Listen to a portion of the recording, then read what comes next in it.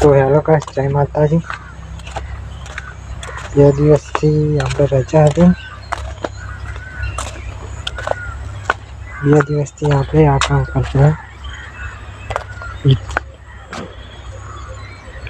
ઈંટો સુકાવા માટે 2 દિવસથી કામ ચાલુ છે। આટલા બનાવ્યા છે અને આટલું હજુ બાકી છે। આ બધાને આવી રીત બનાવવાના છે, આટલા બાકી છે।